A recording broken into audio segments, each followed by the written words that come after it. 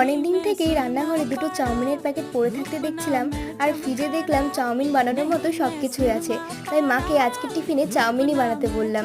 তো দেখো, প্রথমে মা এখানে চাউমিনটাকে সেদ্ধ করে জল ঝরিয়ে নিয়ে সামান্য রিফাইন অয়েল মাখিয়ে রেখেছিল, যাতে চাউমিনটা লেগে লেগে না যায়। আর তারপরে একটা কড়ায় দুটো ডিম সামান্য নুন দিয়ে ঝুড়ো ঝুড়ো করে ভেজে নিয়েছিল। আর তারপরে 1 ঘন্টা আগে ভেজানো কিছু সয়াবিনকে কুচি কুচি করে সামান্য নুন ও হলুদ দিয়ে ভেজে নিয়েছিল।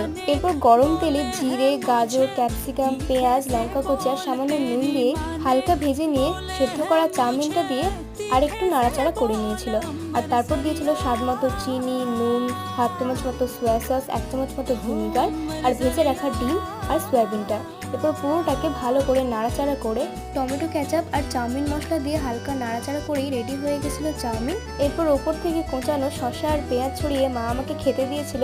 খেতে দারুণ হয়েছিল। আর আপনারা লাইক এবং সাবস্ক্রাইব করে দেবেন।